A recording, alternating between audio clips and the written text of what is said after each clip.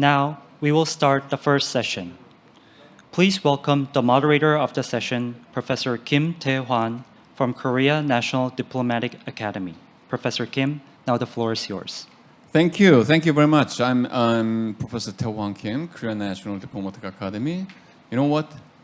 I'm so much honored to have a chance to moderate this first session of the 2021 NAPC, Northeast Asia Peace and Cooperation Forum. Thank you very much joining us on and offline, and also welcome to the forum.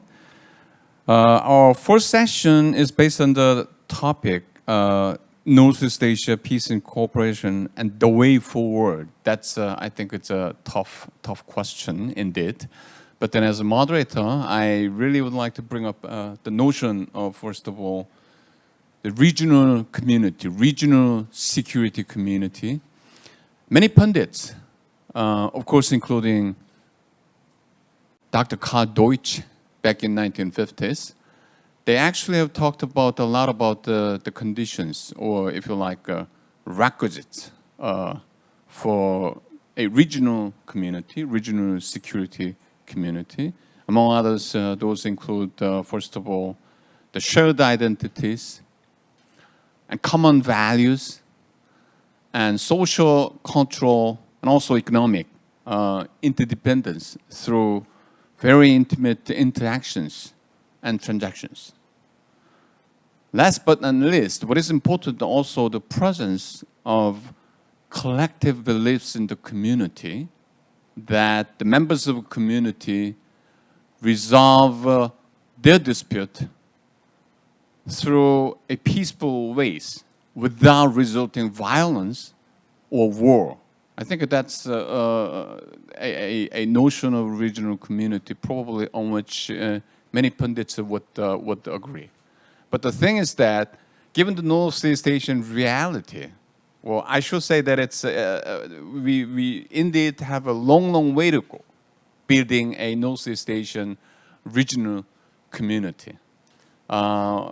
There are numerous setbacks, hurdles, obstacles, and challenges on different dimensions: geopolitical dimension, social cultural dimension, economic dimension, and political dimension.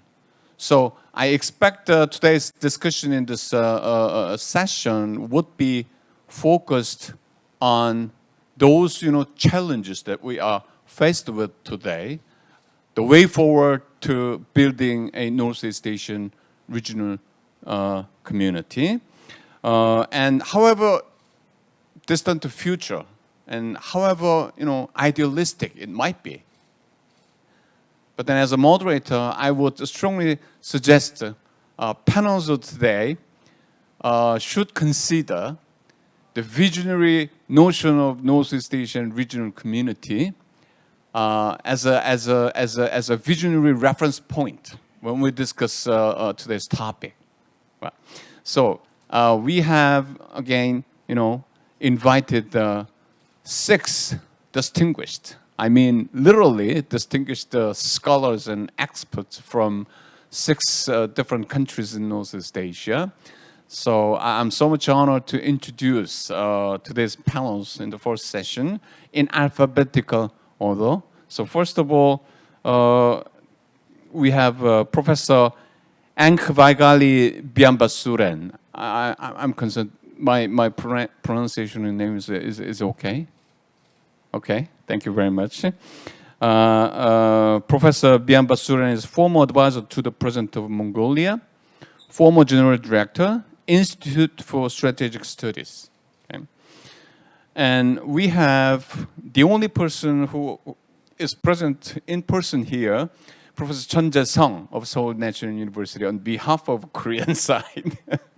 And his role actually doubles this year as the president of Korean Association for International Studies, which is the most representative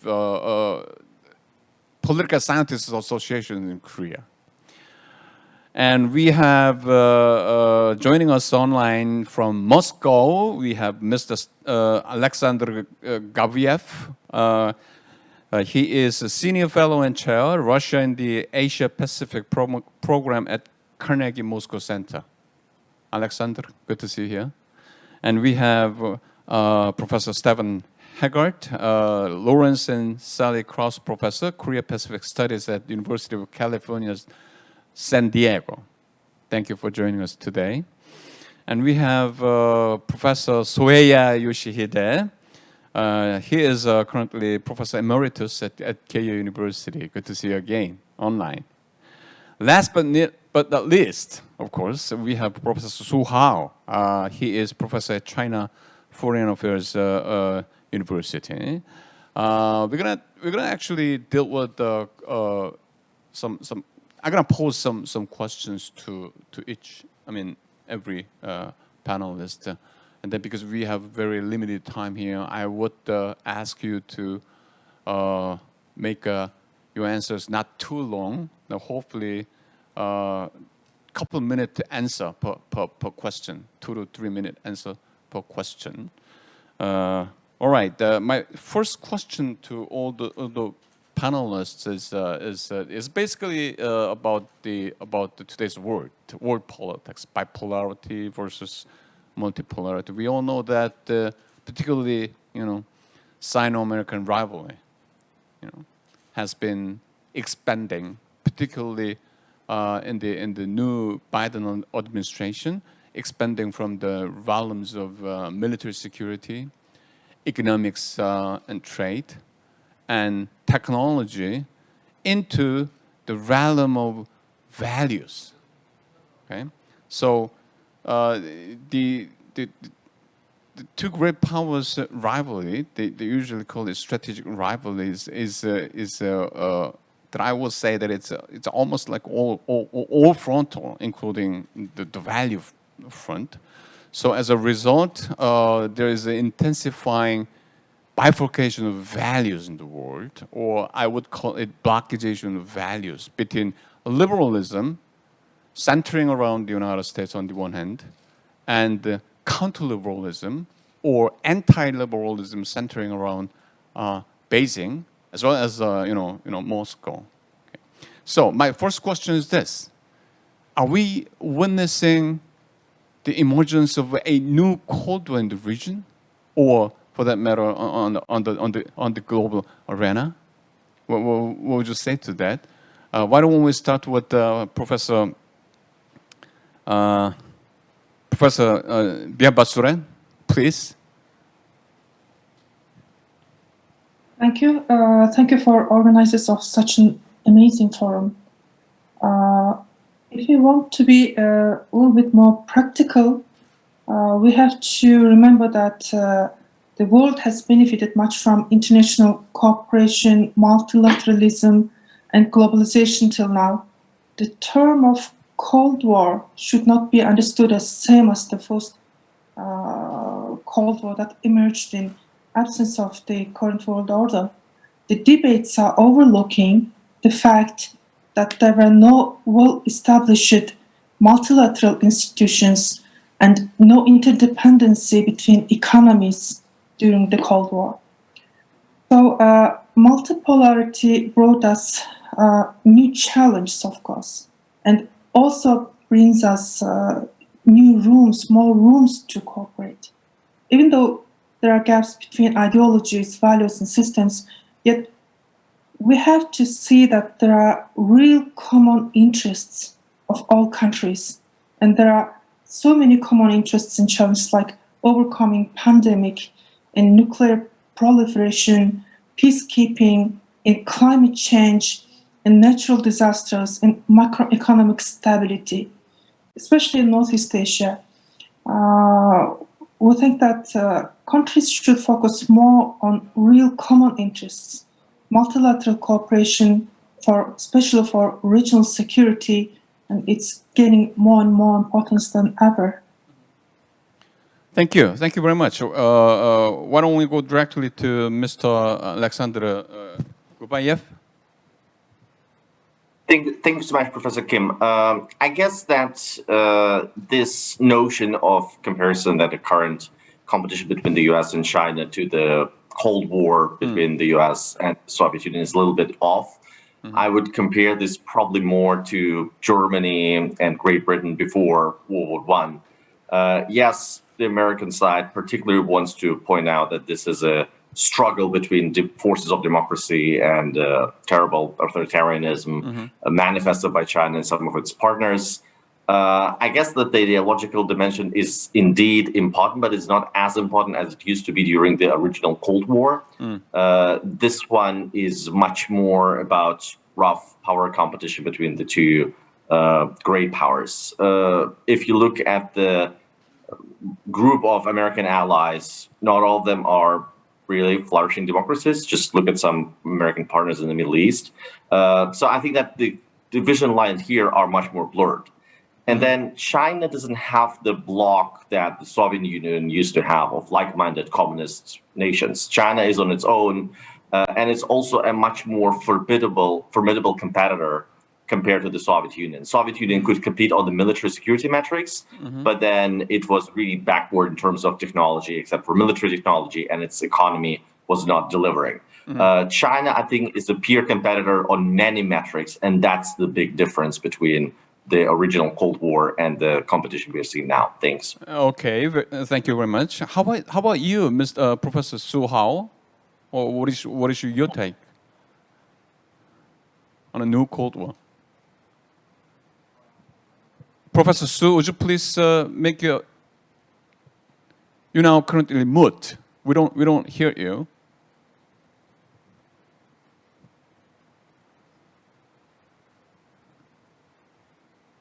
Professor Su, you okay? Probably there might be some connection problem. Why don't we then, Su? Is it okay to continue? No. Microphone. Okay, right. What? That's good. Yeah, we clearly hear you. Sorry, I pronounced the microphone. Actually, I would argue that at the moment we are talking about the new Cold War, which is the kind of the power politics in the 20th century. That is this kind of the confrontation between the so-called liberalism and the totalitarianism. But now, regarding the Chinese-American relation in the 21st century, it's not the same format like that. So I think that's the confrontation between the liberalism and the counter-liberalism is somehow simplified the pattern between China and the United States, and even the pattern in the Northeast Asia international relations. So I would argue that at the moment, we are on the threshold of the evolution of history. Move forward in the 21st century, or some common or even political force try to draw back the history into the 20th century. But the reality for us is that we are already in the 21st century. So somehow the situation, the quality of situation already changeable quite a lot. So I think that we should think something or even do something beyond the existing pattern of international framework. So I would argue that now China and the United States, we are the part of human being. So we cherish our human common values. So now we're talking about value, like freedom, democracy. This all is cherished by Chinese and Americans. So we share common ground regarding this kind of the value. But I would argue that regarding the value, something more beyond democracy and freedom, like the fairness and justice, or even something more contributed by some other nations or other civilizations. So we should have the broader spectrum to define the relation between China and the United States. Okay. So in this regard, we should think and do something more. Thank you. Thank you very much. It appears that three of us, three panels of 6 out of 6, meaning that 5% of our panels, they all, have some very strong reservations defining the current situation as a new Cold War. Why don't we turn to Professor Sueya? You also have a strong reservations, Professor Sueya. Yes, yeah, thank you. It's good to see you all, and thank you indeed for inviting me. I think back to this. I've been there sometime 2 years ago. Perhaps I miss those years. Right. I hope. Yeah. Yeah, normalcy will come back. Yeah. Well, I think there is a danger that things could move in that direction, but it's too early to say that, I would think. And largely because both the United States and China look at the bilateral relationship in a little more complex context. And the American, I think Secretary Blinken has been saying this a few times. That is, U.S.-China relations have, three dimensions, and one is adversarial, and second, it's competitive, and the third, it's cooperative. And I think it's a combination of those three. And in terms of adversarial, context, of course, geopolitical, competition, and value issues may be more complex, but at the moment, the value thing is also, I think, to be categorized in this, somewhat adversarial, relationship. And economically, I think it's essentially competitive. And in economic competition is not necessarily a bad thing. And, just remembering the recent case of Evergrande, incident, it's affecting, the economic realities of other countries, including, Western, US, Japan, and European countries, particularly in the stock market. And so decoupling, economic decoupling, I think is not going to happen. It's impossible. And somehow they will have to continue to manage the economic dimension, and including, some competitive aspects. And the cooperative thing is obvious. I mean, for Biden administration, global, climate change is one of the top priority agenda. And there, of course, U.S. and China will have to continue to, work together. And so altogether, I think at the moment, U.S. and China are to manage this complex relationship. And Biden is saying working with allies and friends is important for the United States. So this is something which is going to affect all of us. I mean, all of us have to also think about this complex relationship in terms of kind of three dimensions, and how this would fare in the process, I think, is going to decide the future. Yeah, but which we don't know, but we can talk about hopes maybe later. Professor, you're such an optimist. All right, why don't we turn to? What do you mean? What part of my remark was optimistic? I mean, you said that Washington and Beijing could well manage the confrontational relations. They will have to manage it. Or they will. That's a big difference there. I don't know. So, yeah. Okay. That's then I withdraw your labeling as such an optimist. Okay. What about you, Chae-sung? What is your thought? Well, my answer will be not yet, but there is a growing possibility of us going into the new Cold War type of confrontation. If you look back upon the 20th century experience, Cold War was a bipolarity based on the military parity between the United States and the former Soviet Union. But if you look at the military balance between the United States and China, still there is a big imbalance between two countries. But in a couple of decades, probably China will reach a military parity with the United States, according to the growth rate of the Chinese economy and China's will to grow their military power. So we'll see. Second, the mutual economic interdependence between the United States and China, which is not witnessed in the U.S. and former USSR relations.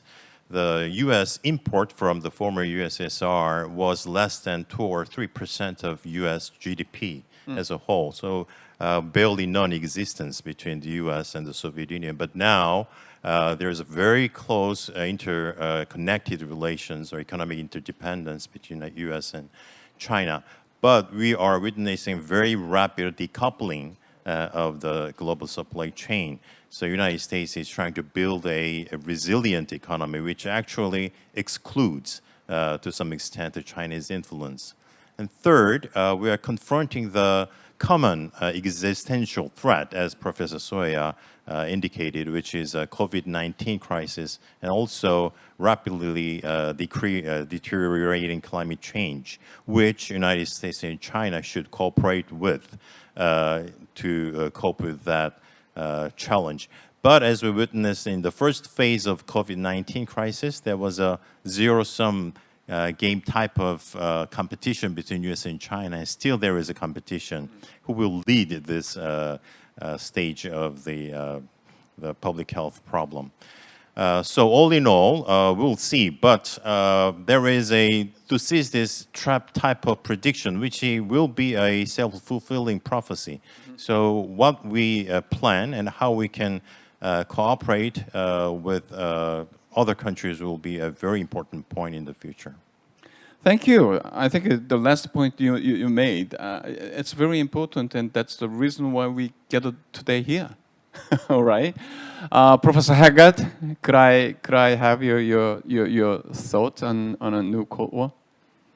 Sure. Well, one of the advantages of going last, of course, is I can summarize the wisdom of my good colleagues.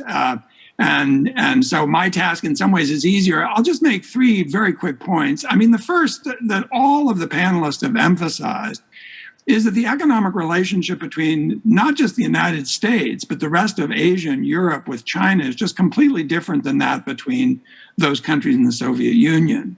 And the result of that is there's some constraining effect, which is coming from the fact that decoupling, even if it's going on at the margin, is just not going to happen.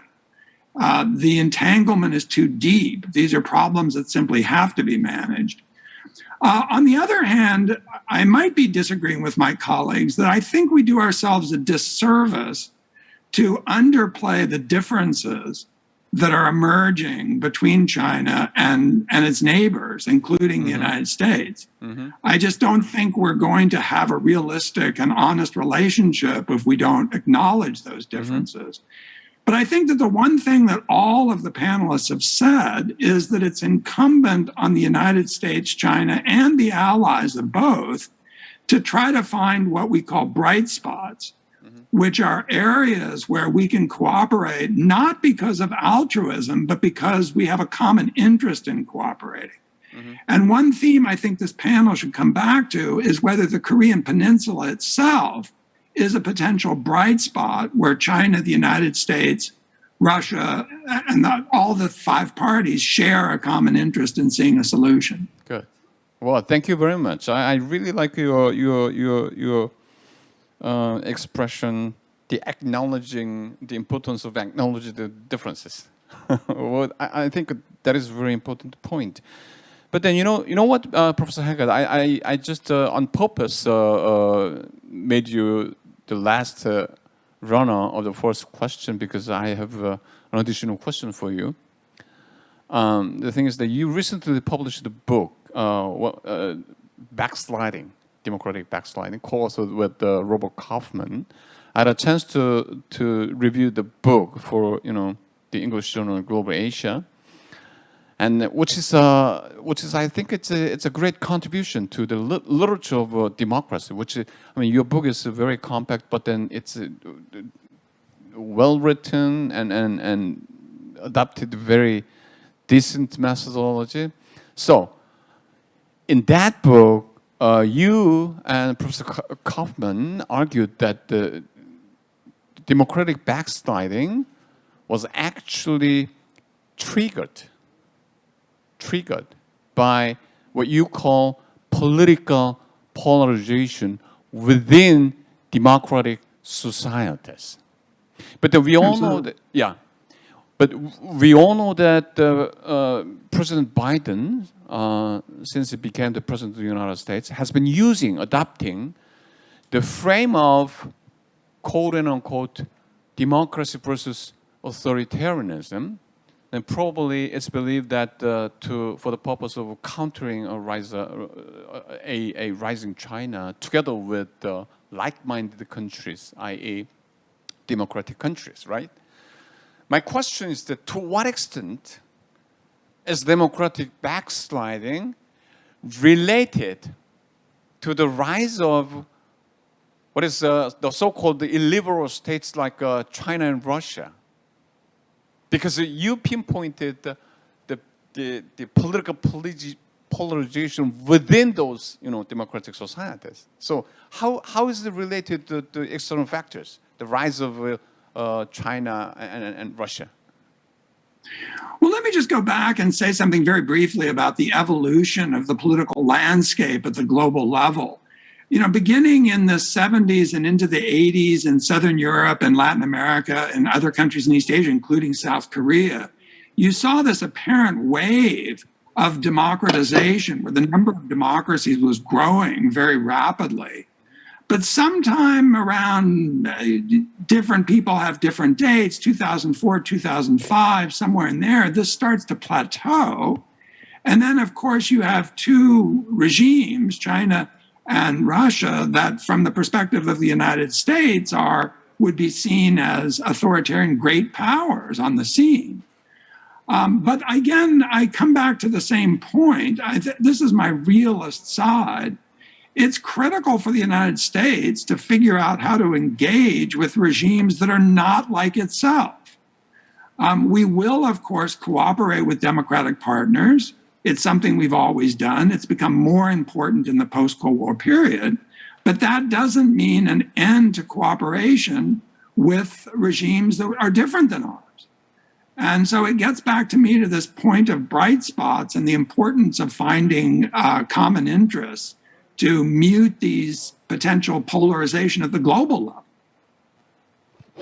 Thank you very much, Professor Haggard, for your insightful answer. My second question would be on again, the recent American initiative in the Indo-Pacific region. We're talking about free and open a lot about the free and open Indo-Pacific and the quadrilateral security dialogue. And most recently, last month, the three countries announced AUKUS, tripartite military partnership between and among the United States, UK, and Australia. The core of the partnership will be provision of support for Australia, building nuclear-propelled submarines. We all know that. There are some, pros and cons, but then there are some, concerned voices that the AUKUS might trigger another, spiraling round of arms race in the region, and even there's a possibility of diluting the NPT regime in the region. Okay. Well, obviously, the AUKUS appears to me that illustrates that the conventional notion of balance of power politics is at work in the region. Okay, so my specific question is that is it the conventional notion of balance of power? Is it currently the only viable option available to sustain peace in the region? Is it really compatible with the notion of regional security community that I mentioned in the earlier in the session? That's my question. Why don't we go in reverse order this time? Professor Haggard, would you please be the first one to answer the question? Oh, you're putting me on the spot this time. Huh? So let me state that my belief on this, which is I don't think that the Indo-Pacific strategy is any different than U.S. grand strategy in East Asia over the entire course of the post-World War II period. The United States has always sought to maintain a naval presence in the region and to maintain a string of allied and friendly countries. I mean, that's, something that it's always done. And the Indo-Pacific concept is really just an extension of that grand strategy to possibly include different or deepening relationships with new partners like Indonesia and India. But the main thing I want to say about the Indo-Pacific strategy is we can't look at this as something which is dictated top-down by the United States. The United States doesn't have the capability of getting countries to align with the United States. Those countries are turning to the Indo-Pacific concept because they believe it meets their interests in a landscape which is becoming more complicated by China's incredible economic rise, for which it should be justly proud. I mean, it's just an incredible achievement of that country over the last 3 decades. But it does make its neighbors nervous. And so I think the Indo-Pacific strategy has to be seen in that wider context. Thank you very much. Professor Su Hao, could we have your answer? Would you please focus on particularly the AUKUS? Yeah, I think that in the past 20 years in our East Asia region, we already have something new dimension of regional society building, that is regional cooperation and even a regional integral entity to build up. But unfortunately, just recent, just 5 years maybe, so the change another direction of the regional architecture building. That means, as you mentioned, that the AUKUS or the Quad, this is the new format, actually, but this is make the diverse tendency of our regional directions of the society building. So regarding in the past 20 years, we already have to move ahead of our regional cooperation like ASEAN +3, ASEAN +1, and even as the Chancellor Keynes mentioned as the trilateral cooperation between China and Japan and South Korea. So they already have the tendency of regional integration in East Asia. But I would argue that, this kind of more regional integrated, but maybe the less of influence of Americans in East Asia. So the reason why American side would like to try to intrude into East Asia to make the so-called offshore balance between continental East Asia and maritime East Asia. So kind of the Quad or AUKUS is a framework of maritime coalition to be counterarms the East Asia of continent. So I mean that's kind of their blockization in East Asia. So it's not good for all of us in the region. Even make this confrontation between China and the United States, that will be the bad result for the Chinese neighbor in Northeast Asia and Southeast Asia. Reason why I don't think Korean friends would like to see this kind of things happen, and even Korean country in Southeast Asia, right? Okay. So the reason why some country, our neighbors, worry about such kind of confrontation in the offshore balance framework. Okay. All right, Professor Su, Korean friends may not like this. Let's see. What do you say, Jae-sung? Well, the AUKUS is one part of the Biden administration East Asia security architecture because we have witnessed the advent of the so-called San Francisco system in which bilateral security relations are the most important components of East Asian security network. But from Biden administration, we see a very complex combination of multi-layered security networks, especially the combination of many trilaterals, including Quad and AUKUS. And AUKUS is one part of the Biden administration's new strategy. It is clearly a military alliance, I think. It's an alliance inside the alliance, based on the most credible alliance partners with the United States. And they share strategic clarity vis-a-vis China.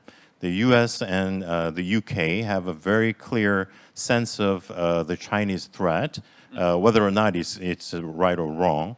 And Australia from last year, as we all know, have a very clear strategic orientation toward China. So those three countries have a common strategic purposes how to deal with the Chinese threat or the rise of China. And the impact of that will be very complex. That new military trilateral will be the last resort to maintain the East Asian security status quo, not the first resort. So we'll see.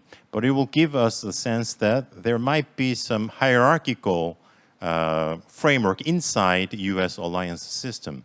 So the United Kingdom and Australia will be the most prime important security partner. But what about Japan and South Korea, which have close relations with China in terms of economic interdependence and socio-cultural relations? And third will be now we see the European presence in East Asian security framework. We have already know that there are many countries like the UK and France and Netherlands and Germany who participate in the joint military drill in the Indo-Pacific region. So we'll see more and more European maritime presence in this region. So how to deal with this? Probably United States can do with this position of strength to engage with China by maintaining the military status quo. But if United States pursue some kind of strategy of predominance in the region, that might cause more and more misunderstanding from China. Good, thank you. Professor Soea, Professor Su Hao just reframed the AUKUS, the bigger in a bigger frame, which is the confrontation between continental East Asia, not simply China, continental East Asia versus maritime East Asia. Would you agree with that bigger picture, or what is your take on AUKUS? This point was about Quad, right? Well, what Professor Su mentioned. Quad is a kind of maritime alliance. I heard that way. If that's correct, I hope so. A few words on Indo-Pacific and Quad first. And if you just look at the joint communique from the leaders of Quad just recently in Washington, I mean, they list the comprehensive agenda. And so in that sense, I sort of agree to Steph that there isn't much huge departure from the previous practices of American external policies and strategies. And the same applies to the case of Japan, in fact, in terms of this Indo-Pacific and the Quad. I mean, they start with the coronavirus, and the climate change comes next, and then comes 5G and those technology issues and the sustainable infrastructure development, and then comes cyberspace and even education and the people exchange and so forth. It's a shopping list of all the critical agenda across the board. And so image is, I think, as what Professor Su implied, Indo-Pacific, its origin, I think, had to do with it somehow. I mean, China, one belt, one road, leading to European continent, and as well as, Silk Road and the sea Silk Road as well. And so origin had to do with this sort of divisive view of China-initiated, process and U.S.-Japan-initiated process. But as it evolved, I think it has become more comprehensive, complex thing. And so there is a slight cleavage between, kind of intentional, aspect of this and actual realistic, side of this. And AUKUS. Well, how big deal it is, I'm still not quite sure, because we have yet to see how this is going to evolve as a more kind of workable, security relationship. But maybe I can say two or three things. One is, Australia-U.S. security relationship has been very close, for many years. And this, nuclear-powered submarine assistance is going to add something important to this relationship. But I think the fact that Australia has been fighting all the American wars, after the end of the war, starting with the Korean War, Vietnam War, and more recently Iraq War, and so this isn't going to change. So more important, perhaps implicitly important aspect of this would be the involvement of UK in the Indo-Pacific dimension.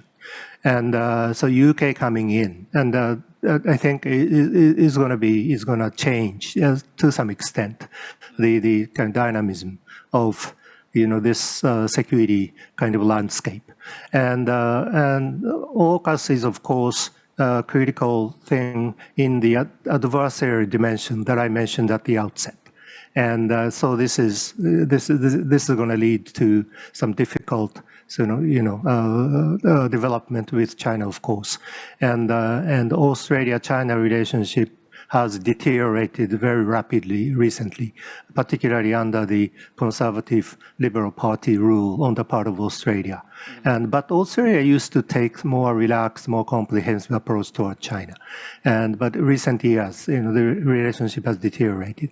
I think this is part of the background why Australia agreed to come into this framework, and I'm sure it's causing lots of domestic debates in Australia, and so the future, of course, is yet to be seen. But I think it's again, I'm not saying this in an optimistic tone, but it's too early to tell whether this is going to evolve into more realistic military sort of alliance kind of thing or not. Yeah. Thank you very much. We all appreciate your very detailed explanation on the background. Professor Biambasren, your thought on AUKUS?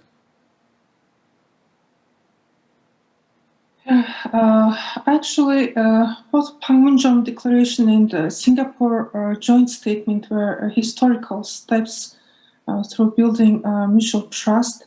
And U.S. President Donald Trump was the first president of U.S. who met with DPRK leader in person.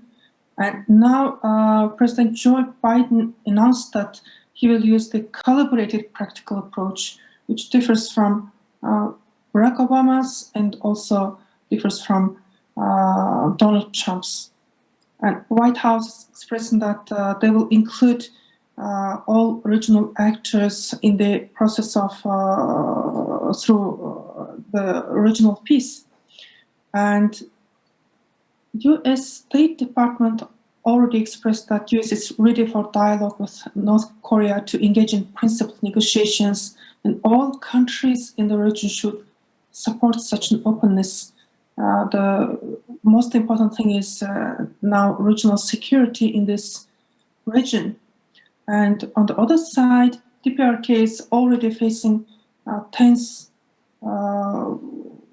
food situation due to heavy rains and damaged crops, and the regime is struggling to recover from failed economic plan, and made it even worse by border closing and just keeping out COVID-19 cases, but yet did not initiate vaccination, and having turned down UNICEF's offer for vaccine. And these situations might imply both urgency and both opportunity for Pyongyang to be engaged in multilateral cooperation and negotiation, hopefully, as regional security platform that engages DPRK traditionally. The Ulaanbaatar dialogue can be helpful in this process with its broader and active participation through a 1.5 track from all regional countries and from US and European countries, also international communities and media. Ulaanbaatar dialogue did not continue in 2020 and 2021 due to pandemic situations and due to international borders closed. Participation from DPRK side was not possible for an online platform, and hence, hopefully, if pandemic situation eases and gathering physically gets possible, Mongolia is planning to organize the next UBD in next June. And in our perception, Mongolia is very uniquely positioned in the region, as we have friendly relations with all Northeast Asian countries, including DPRK. As a contributor to regional peace and stability, Mongolia will continue to provide neutral ground for constructive dialogue and engagement with all formats, formal and informal formats at every level, bilateral dialogue between US and DPRK too, and also we are open for multilateral events. Okay, good. My understanding of your intention will be you probably would like to contrast the multilateral collaboration and cooperation like Ulaanbaatar dialogue. I personally see a great potential in Ulaanbaatar dialogue to such a movement as like AUKUS. Okay, Mr. Gaviev, Alexander? Sure. I think that a lot has been said about AUKUS. I wanted to go back to your original question, whether the military balance between the US-led bloc and China is the way forward, or we can have a more inclusive security architecture in Northeast Asia. Good. And I think that the bad news is that the model for this, which was established in Europe, between the Soviet Union and the United States during the last part of the Cold War is not well functioning now. So OSCE mechanism in Europe has broken down with annexation of Crimea and multiple other incidents. So there is no model that is applicable for Northeast Asia. That's one point. Second point, I think that even the arms control and ways to manage the military competition between the two superpowers is also more tricky to apply in the Asian context, because in European context we had NATO bloc and the Warsaw Pact. Here, basically, we have a network of US and its allies, while China is on its own. Russia is not a treaty ally. Pakistan is not a treaty ally. So it will be very hard to arrive at an agreement on conventional arms control. So I think that this will continue organically through a limited arms race. What's important here is to establish the protocols on preventing incidents at sea and in the air, like the Soviet Union and the US used to have. And second part of arm control is more strategic stability. It's clear that China at the current stage is not really interested in talking about nuclear arms or any forms of arms control, because it's playing a catch-up game and wants to become peer competitor to both Russia and China. I think that bringing China to the negotiation table, like the one the US and Russia are having now, discussions in Geneva to adapt the strategic, the START treaty, is just not feasible. But once China is there, I think it might be interested in talking about limitations, verification, all the traditional arms control stuff. That's becoming increasingly challenging because it has the space element, it has the cyber element, it has the element of AI-controlled weapons, including nuclear weapons. But definitely that will be the way forward, and that's something we should all encourage. I'll stop here. Thank you, Alexandra. Thank you for your very, very interesting insight. My next question will be on South Korea. I think I personally think that this is the central question today's session. What you know we have not so bright picture of Asian geopolitical scene here. I mean, the Indo-Pacific is rapidly becoming a geopolitical cauldron.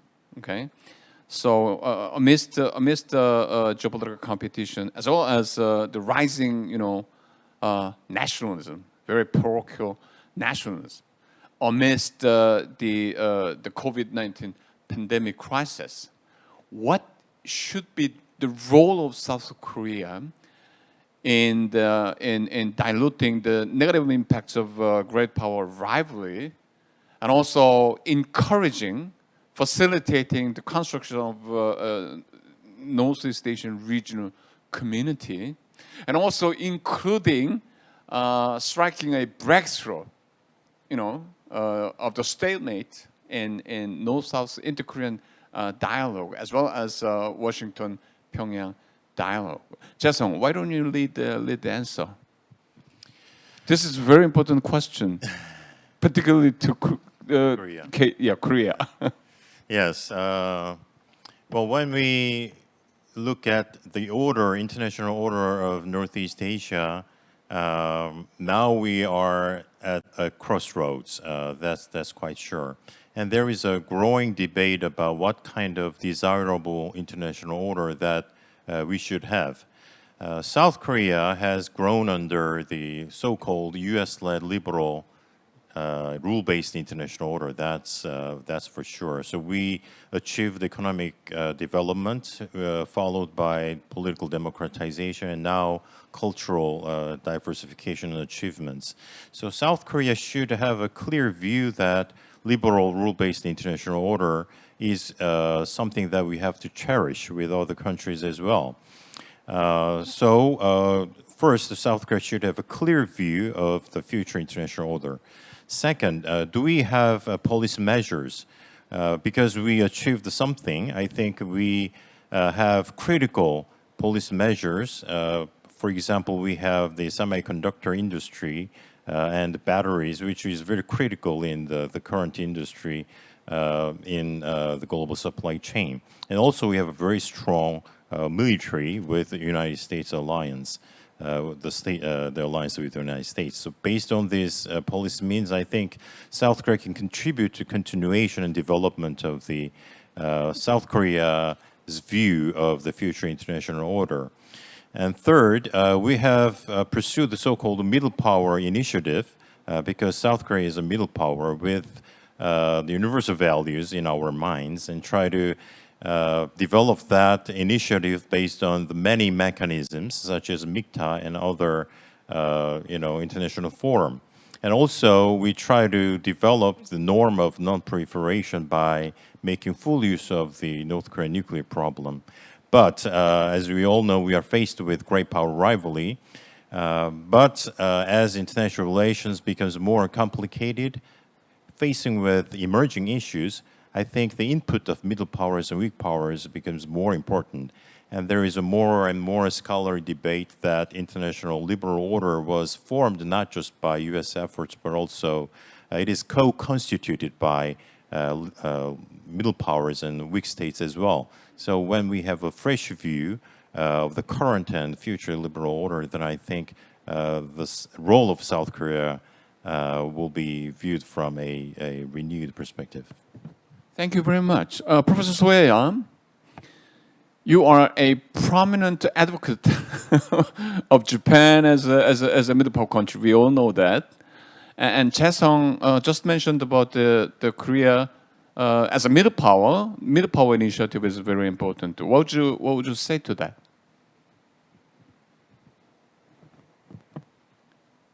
Professor Yes. Soe-yeon? Good. Yeah. Okay. Well, I was going to say that, but before that, just general points. One is, I think the issue area where South Korea can actually, lead cooperation and even, mediate conflict interests, including China and the US, would be as to North Korea issue. And if South Korea comes out, very strongly, I think everybody has to listen and respect it. And but when it comes to larger or regional issues beyond the Korean Peninsula, I think mediation between U.S. and China is a dream, and which cannot be done. of course, by South Korea alone, and even by a group of middle powers, in my view. So when it comes to South Korea middle power diplomacy, I understand the perspective horizon is pretty much global. Right? Whenever I hear this discussion from South Korean colleagues, they tend to talk about global issues and Korea becoming an important player on the global stage as a middle power. But what I want to see more is the same perspective applied to regional dimension. What is South Korean, the sort of middle power diplomacy in Northeast Asia and beyond, and even that's in the Pacific. Precisely my question, the regional role of South Korea. Yeah, even so, which we don't hear a lot in my impression, and so that's the area where South Korea should come forward more. And in this domain, as I said a moment ago, I mean, mediation between U.S. and China, theoretically it's tempting, but I think this is unrealistic. Therefore, the more important task for us, here I of course include Japan as a group of middle powers, and that's why Japan-South Korea relationship is critically important. But what we should do is to sort of create the sort of regional infrastructure, so to speak, out of our own cooperation, and stand on this. And of course, if China-US attempts to crush it, they may be able to do it. But I mean, that's exactly why we have to work together to create our own sort of regional mechanisms and infrastructure upon which to deal with, the US-China relationship. And this is my concept when I talk about, regional middle power cooperation. And my argument has long been Japan's focus should be placed on this. Whether Japan is middle power or not, I'm not interested in this. It's about our agenda, diplomatic and even strategic agenda. And if you begin to take issues from this perspective, I think it becomes too obvious that Japan and South Korea are the two foremost sort of countries which should work together. Not in terms of, confronting China, of course, as I said. This is very important. But because we do need our cooperation to work together to build something critical for regional stability, prosperity, and peace. Yeah. Good. Yeah. So the importance of improving Seoul-Tokyo relationship. I totally, I cannot agree more. Professor Suhao, what should be the role of South Korea in the region, not at the global level or on the peninsula, but including the North Korean nuclear issue? Well, actually, to tell you the truth, I was organizer for the bilateral dialogue between China and the Korean think tanks for decades. So in my personal experiences, I found that, well, somehow once there are more intensive relations between China and the United States, maybe it's the more space for the South Korea has the role in between, not only in the region, but also between China and the United States as a bridge. So at the moment, I would say that congratulations to South Korea, you have the more space as a role for the mediations or for the communication between the two blocs, actually. Just a joke, all right? But in my personal observation, I would say that I also stress the importance of South Korea in the region. First, South Korea could be the bridge between China and the United States. We know that South Korea is the Americans' allies, and also on the other side, South Korea is also a strategic cooperative partner with China. So you have a close relation between the two sides. So you should express your concern, even to send a message to the two sides, and then that will be kind of the function of bridge. The second, we know that China, South Korea, United States, we share very much common ground regarding the North Korea denuclearization issue, right? So all of us would like to try to promote the process of negotiation or set some kind of pressure on North Korea to step by step to reduce their nuclear issues and even eventually to denuclearize. So this is our common ground. So at the moment, South Korea could promote more on the two sides, China and the United States, in this regard. The third, I would say China would like to agree and even supportive to their autonomous peaceful reunification between North and South Korea. So this is common ground between China and South Korea in this regard. So I would say that China would take some kind of role, somehow the bridge between North and South Korea.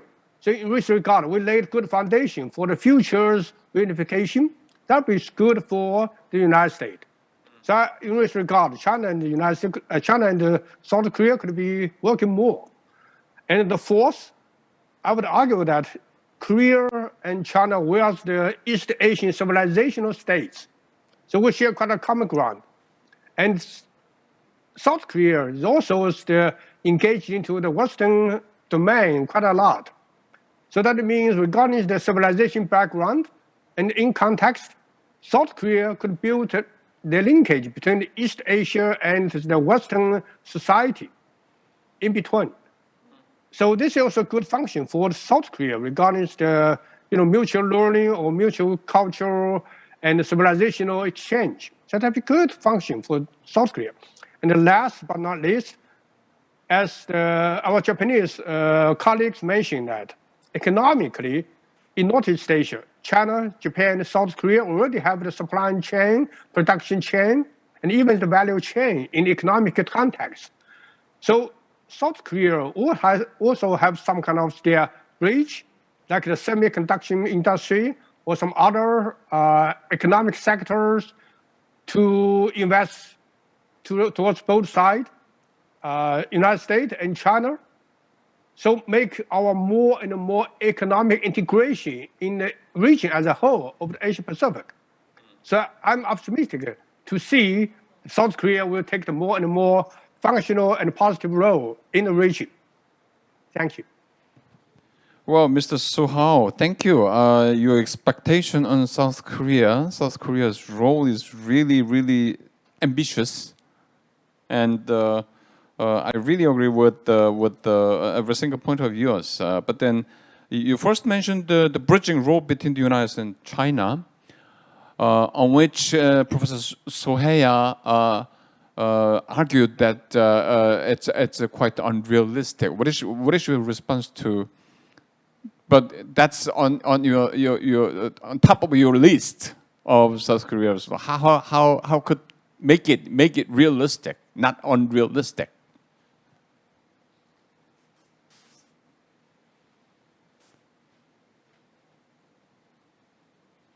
Professor Su? Oh, it seems that we have some technical problem. Yeah. Oh, question to me? Please go ahead. Yeah. Did you? Okay. Yeah. Did you hear my question? Yes, I can. Yeah, right. Of course, at the moment, United States would like to engage South Korea within the framework of Quad Plus, right? Which is some kind of standoff with continental East Asia. But actually, in not real the situation in which South Korea located, right? Because South Korea as a peninsular state, right? You have the bridge with not only North Korea, but also China in Maine. And you, as an ally of the United States, we know that just a few months ago, when President Moon went to the United States to talking about so-called their coalitions or economic and relation with the United States, but somehow Korea's president also a little bit different with some other Quad state head. So in this regard, I would say South Korea could take some function like Singaporean president in Southeast Asia. So it makes these two pillars, South Korea and Singaporean, to express the real regional concern towards your allies of the United States. So make the Americans has more moderate and rational policy towards China and to redefine the Americans' role in the East Asia. Like just 2 days ago, Ms. Tsai, America's trade representative, say that not only decouple between China and United States regarding economics, but also should recouple between us, right? In this regard, economically in this way, but also somehow other fields could be still the same. Thank you. Thank you. Professor Haggard, could I have your thought? Well, again, much good things have been said, so I'm not going to repeat all of them. But, I think the way to think about South Korean foreign policy is in terms of multiple roles. Obviously, the middle power strategy globally as a supporter of multilateralism comes quite naturally for Korea. I actually disagree with my Japanese and Chinese colleagues, though, that I think defining an all-Asia profile for South Korea is extremely difficult. And the tensions in South Korean foreign policy emerge exactly at that level. I mean, if you compare, for example, the 2+2 statements that were issued after the Japan 2+2 and the Korean 2+2, they were the same issues, but the language was completely different because Korea was reluctant to get caught up in this great power rivalry. So I think that's the hard part for Korea. But let me just say something briefly following up on our Mongolian colleagues' comments, which I think were actually very prescient about the role that North Korea can play. And I can say more on this, but let me just say a few words.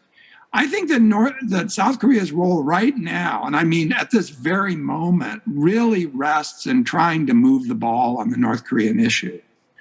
The Biden administration has said it's willing to talk without preconditions, and it's signaled that it's open to an incremental approach to the nuclear issue. But North Korea is not interested in talking to the United States. But it looks like it might be willing to talk to South Korea. And so my piece of advice for the Biden administration is I think we should let President Moon be President Moon.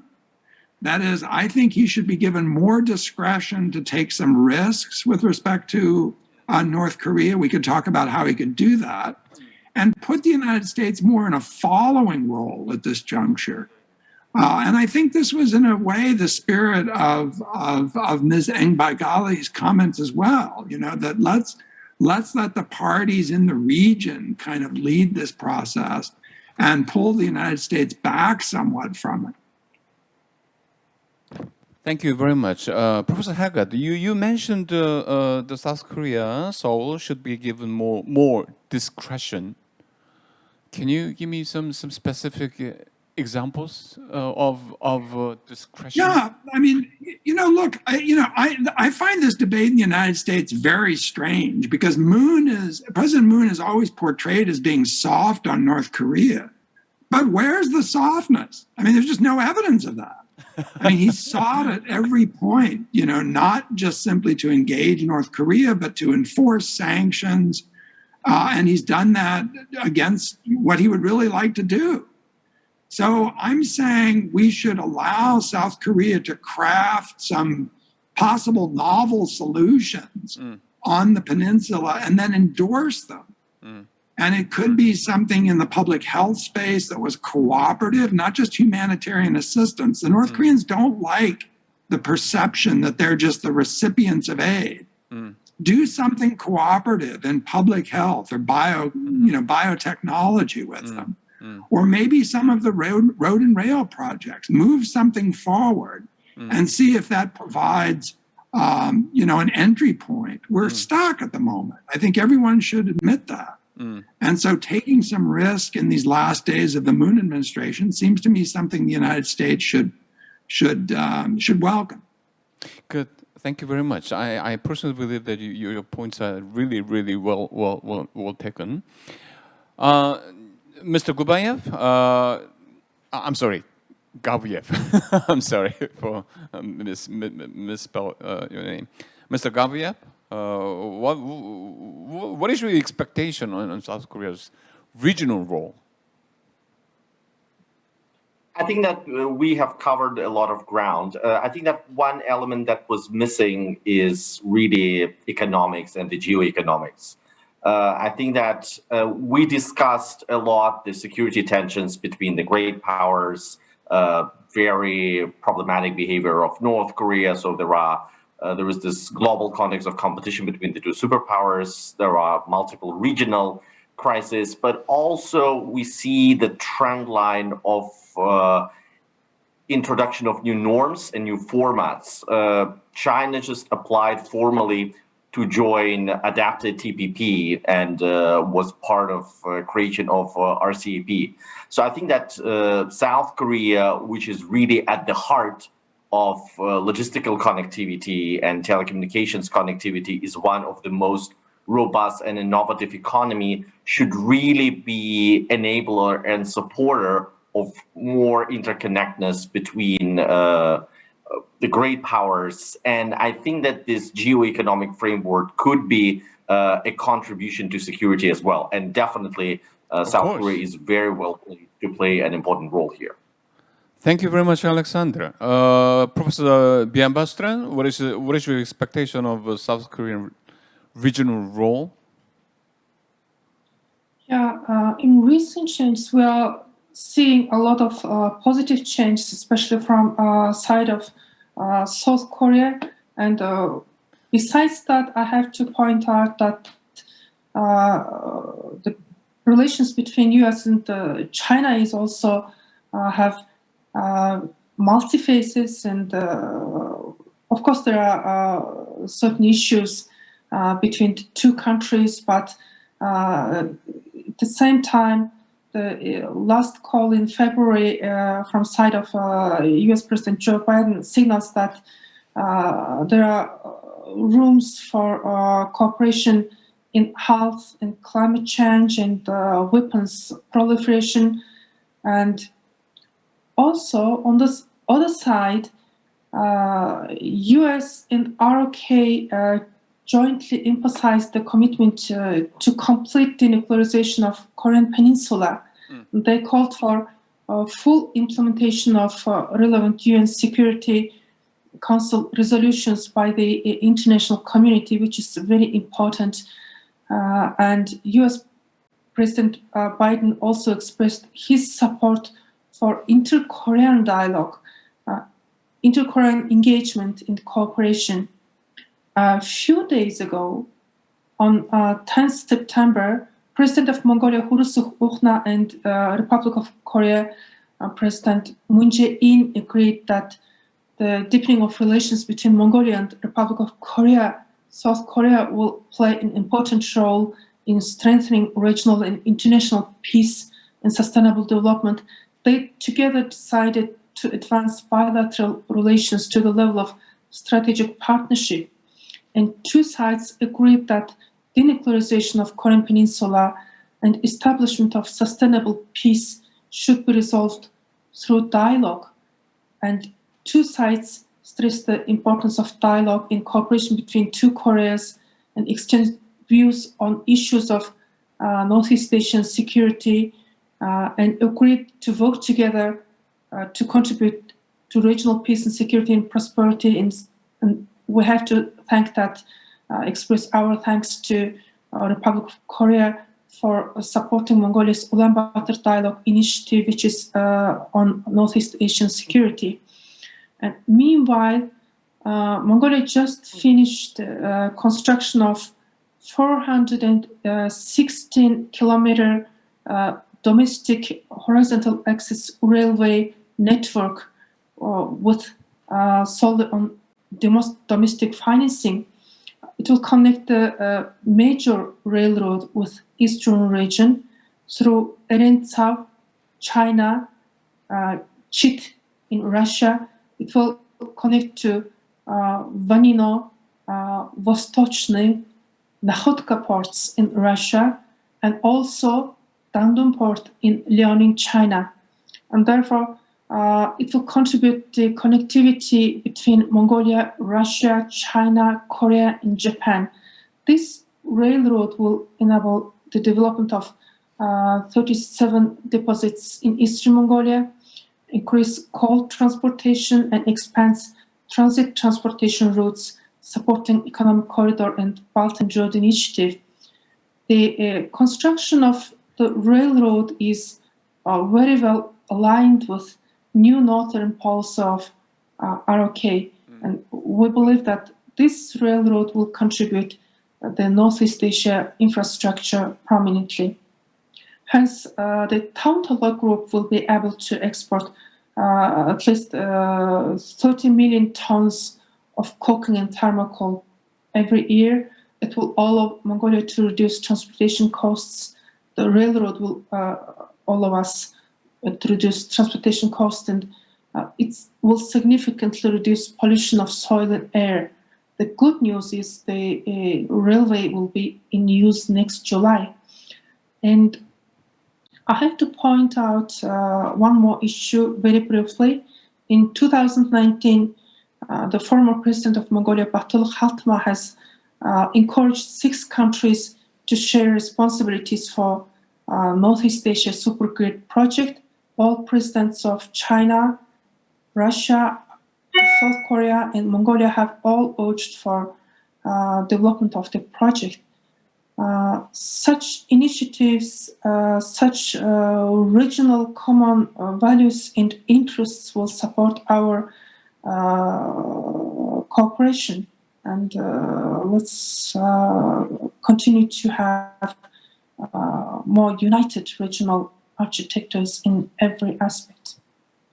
Thank you very much for your very specific and detailed suggestion. And I believe that there's a great room for Seoul and Ulaanbaatar to collaborate in such a project as not only Ulaanbaatar dialogue, but also the railway connections. Recently, Korean government actually took an initiative in weaving the Northeast Asian railway networks.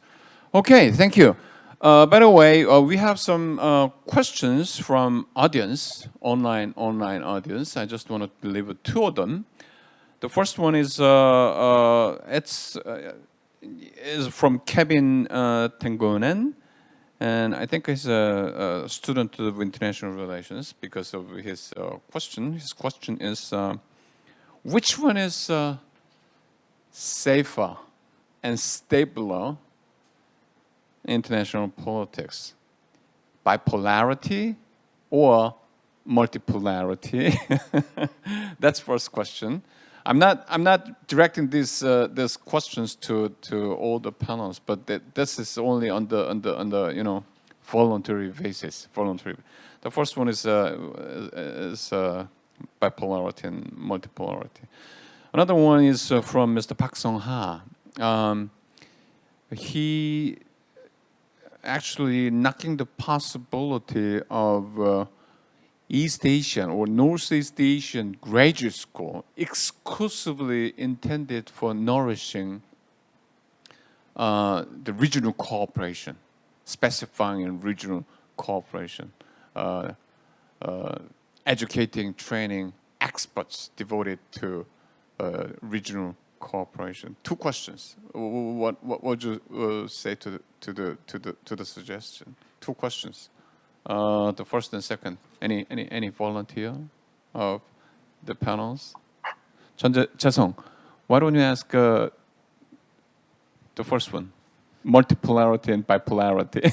Yes, theoretically, I think that's a very important question, how the distribution of power in international relations affect peace or antagonism in international relations. Well, we all know that the structural restraints affect the interrelations among states. Some people say bipolarity enhances stability, not peace, because there is a more simpler mechanism of monitoring each other. But multipolarity gives us more leeway, maneuvering spaces for states to make an alliance and headway for peace. Well, that's theoretical argument. I think the process and institutions will be very important. If we have the common problems in different situations with different issue areas, I think we can develop multiple institutions in which we can enhance cooperation, which actually now face, in the current situation, we face the common problems. So regardless of the power distribution, I think we can develop more multilateral institutions in which we can cooperate. So we have to combine not just the structural perspective, but also more process-oriented institutional perspective as well. Thank you. Yep. Yeah, thank you. Any further add up to Cha-Sung's answer? Professor Su Hao? Again, your microphone. I think that's the first question is the classical question in academic research about the IR, right? I would say that when as a professor, when I give a talk to my students, I always say that personally, I love Franklin Roosevelt's dream when they understand the World War II. So he draws the picture or blueprint of the world. That means the concert among big powers. Okay, that original from the concept of European power in the 19th century. So at that time, President Roosevelt tried to figure out some kind of the coalition among the power in the region or in all the world after the World War II. But unfortunately, the Cold War hampers the kind of realization of the dream. And now I would say that's the time for us to try to promote the realization of this kind of the dream. But unfortunately, at the moment, United States and China also make the problem in the evolution of the kind of direction.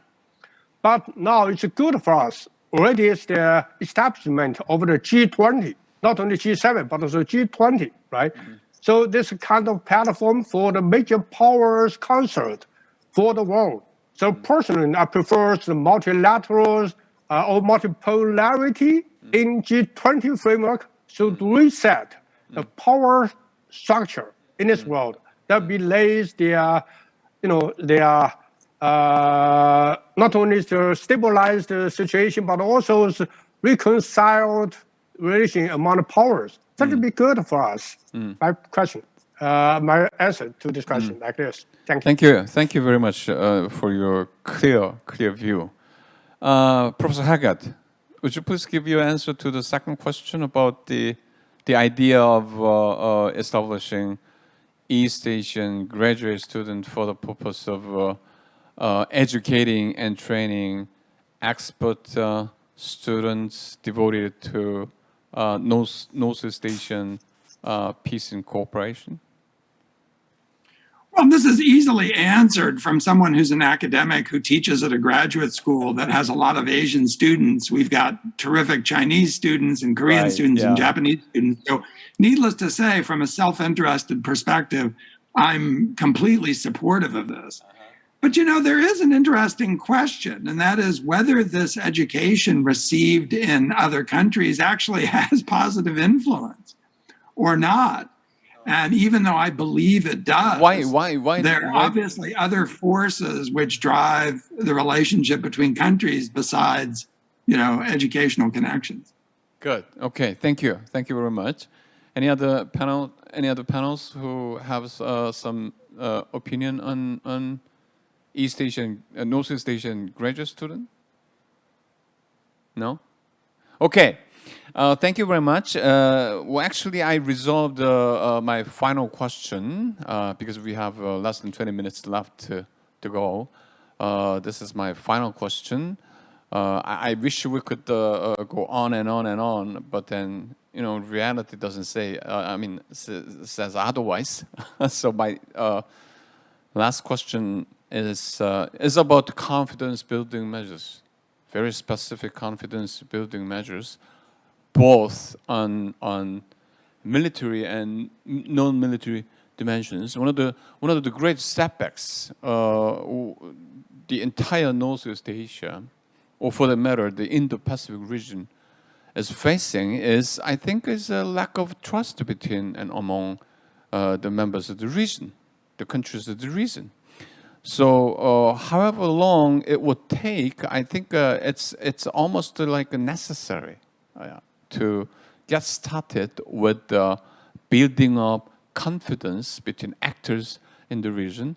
So my question, I would like to ask you as specific as possible. What type of confidence building? For example, you probably all know that a couple of days ago, the North and South Korea restored the communication hotlines, which has been cut off for like almost 2 months. Is that correct, Jason? Yeah. It's one of the very simple, but then it's one of the very tangible, example of confidence building, the measure. But then we have a lot. Say, for example, weaving some, transnational epistemic, intellectual epistemic communities.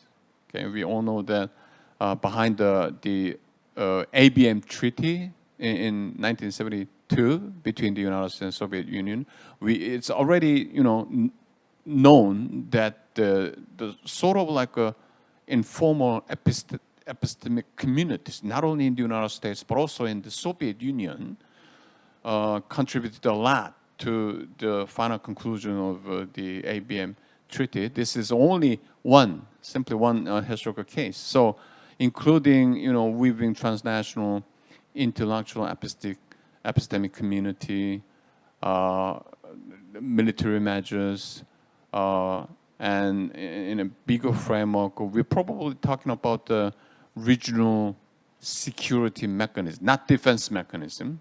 Okay, what I mean is very inclusionary security, collective security mechanism based on the principle of one for all for one. Okay, since we don't have much time left, I like to ask you to be very specific and very brave. I'm really sorry. I'm demanding too much. Why don't we start with Professor Soeya? Confidence building measures. Well, when it comes to specific things, I mean, many things are really technical, and I don't have enough knowledge to get into these. But I'm sure, practitioners are trying to talk to each other, and I mean, between the two military segments, between Japan and China, for instance, if political relationship is somewhat positive, I mean, discussions would proceed. But when there is a setback, it stops completely, that kind of thing. And so I cannot get into those things, which may be more important realistically. But just general point as usual, but specific general point. One is, we talk about trust, as Dr. Kim said, and the confidence. But one, I think, pretty important precondition to trust is building empathy. And I think lack of empathy is more serious problem, I think, among the Northeast Asian people. And we often talk about somewhat good relations between Japanese and Korean young generations, right? And I think it's largely because they build empathy to some extent. And the K-pop culture, Hallyu in Japan, and the exchanges, students exchanges, and so forth, I think were very much instrumental to building sense of empathy with each other. And but I have a doubt, of course, whether this is the case with between political leaders and sort of influential opinion makers and so forth. And so how to build empathy? I think that is I think that is very important. Without empathy, I don't think trust will be built. And when it comes to institutional arrangement, I think track to efforts and should materialize into some concrete form. And I think the Korean, National Diplomatic Academy should be the ideal institution to lead this. I mean, I think track two is to be considered more seriously. And then, so you talked about the epistemic community. So institutionalizing, networks in the epistemic community, I think it should be the first step in my view. So I'll stop here. Yeah. Thank you. I would like to let you know that Professor Sueya is really a big fan of Hallus, particularly Korean songs. He could sing almost like 200 titles of Korean songs. I'm serious. Okay, Professor Su Hao. Again. Time short, I just make a briefing in 3 points. First, I agree with you that the traditional arms controls, the treaties already still workable, like ABM's, the START treaties, or even non-proliferation treaty, NPT, and even their security and non-proliferation, their dialogue in Northeast Asia regarding the North Korea denuclearization. We should try to make this process workable. Second, actually, after the end of the Cold War, we already have some kind of multilateral security mechanism building, like the ARF, ASEAN Regional Forum, ADMMS, or even several kind of track 2 security dialogue. So we still try to encourage this kind of process of multilateral security mechanism move ahead. The third, I would say that I love the epistemic community. This concept is very important. So in the region of our members, we should share our common ground, like the support the process of sustainable peace and development. This is our common ground, right? So we should try to make an effort to stabilize the region and to encourage the rapprochement or even the reconciliation between the powers like China and the United States, or even enhance the communication. Even in particular, like the military transparency is very important for us. At the moment, unfortunately, there's some kind of military drills in this region, but we should make it more transparent among us. And even some particular security issue, we try to enhance their dialogue. Like the South China Sea, China and ASEAN countries already work quite a lot. So we also try to make their specific security reduce the tension in the region. That'd be good for us. Thank you. Mr. Gaviev? First, protocols on engagement during incidents at sea, in the air, underwater. Second, hotlines and more hotlines, and particularly specific hotlines on cyber incidents. And third, I very much support the notion of investment into track 2 and track 1.5, particularly on issues of arms control, where China is not interested in formal negotiations, but it will greatly benefit by training and acquiring knowledge on stuff that the Russians and Americans are talking about in order to speed fast the conclusion of the treaties once China is ready. Thanks. Great. Thank you. Professor Haggart? Well, there's a paradox of confidence building, which is that confidence building measures require confidence. And so I think if we're going to address this question, we have to start with where we think the greatest risks are.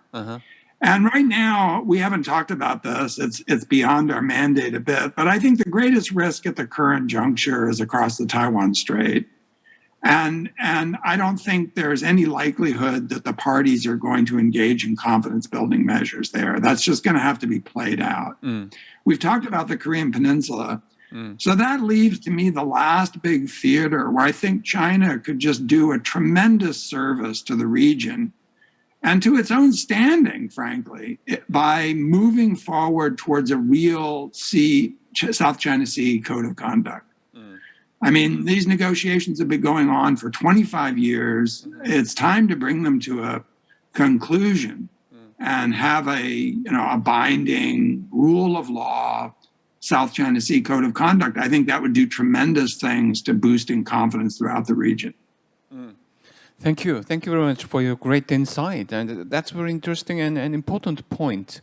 Professor Byambasren?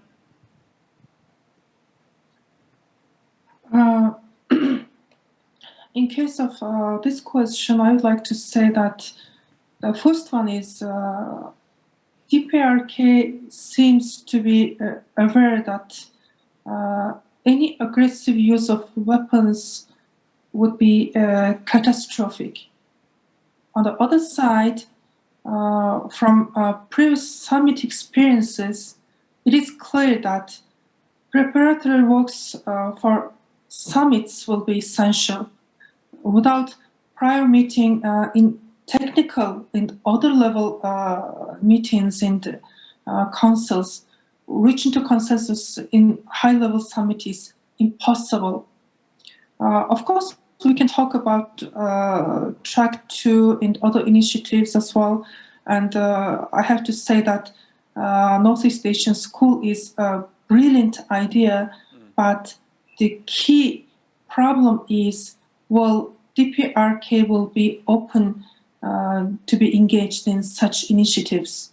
And hence, therefore, I would like to have more focus on technical level preparations in order to reach more reliable consensus in higher level summits or through the proliferation in Korean Peninsula. And therefore, for example, in such cases, different group level meetings and multilateral platforms can be very useful. UBD has, for example, many different sessions and dialogues. We have meetings for mayors of cities and parliamentarians in younger generations. And we have to collaborate on such multifaceted platforms.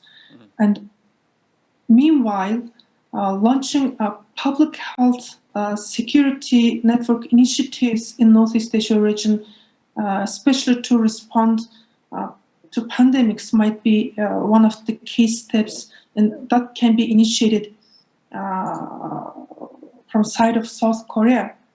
And we can develop new platforms for sharing emergency response information like hotlines, and we have to find ways to ensure that we are in integrity of information. And from our experience of Ulaanbaatar dialogue, it seems that policy discussions in regional energy and regional railroad grid and other integrations are engaging topics, especially for engaging DPRK. For them, it's such discussions are very helpful for having much clearer vision about peaceful Korean Peninsula, and of course, it will definitely facilitate the denuclearization of Korean Peninsula. Thank you. Yeah, high politics is important indeed, and one thought just pops up to my mind, which is probably Korea National Diplomatic Academy will try to organize Northeast Asian Summit next time, right, Jae-sung? Okay, Jae-sung, you have 1.5 minutes to wrap up. Okay, the confidence building. Thank you. We are running out of time. Confidence and trust, I think that's a big subject. It has both psychological and institutional aspects. So to enhance psychological aspects of trust and confidence, I think we need to have more knowledge, and as Professor Soya said, more empathy toward each other. But very interestingly, in East Asia, we have very limited knowledge of foreign countries, even though there is growing exchanges of people and communications, or despite of the hyper-globalization, we have very strong confirmation bias toward each other, and the national preferences to each other is becoming very low. For the institutional aspects, I think there are already a lot of global norms and principles to solve the international disputes. So I think we should not have a very clear distinction between global and regional, because we can make full use of already existing global institutions like United Nations and all other mechanisms. Last point is that we have too many gray zones and emerging issues. So in the military terms, for example, we see the rise of so-called, multi-domain operations with, unmanned battles, AI, all those things, which need actually the regime of regulations more and more. If we can have regulations and norms with these emerging issues, I think we will have more difficult time in having the confidence and trust in the new areas. Well, thank you very much. Time is already up, and I should say that Northeast Asia Peace and Cooperation Forum, did you know that it was actually first launched by Korea National Diplomatic Academy back in 2014. For the past 7 years, up until today, the KND, in collaboration, in sponsorship with the Korean Ministry of Foreign Affairs, has been involved in one way or another deeply in the project of this Northeast Asia Peace and Cooperation Forum. I would like to, on behalf of the Korea National Diplomatic Academy, I would like this opportunity to assure that we will continue nourish the vision of Northeast Asian regional community, Northeast Asian regional security community. However, as I said earlier in the beginning of the session, however distant a future, however unrealistic it might look at the moment, okay, by gathering transnational wisdom, intellectuals like yourselves, and also by weaving transnational epistemic community.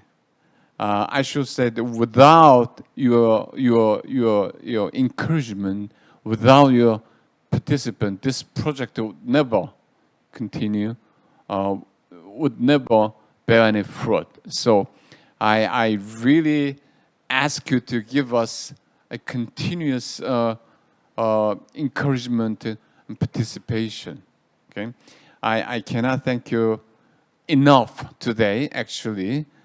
All the panels, every single insight, suggestion, thank you again on behalf of the KNDA for all the panels joining us on, also offline today. Thank you very much. Thank you. This will close the session. Thank you.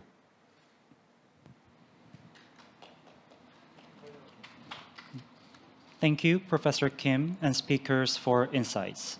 This concludes session 1.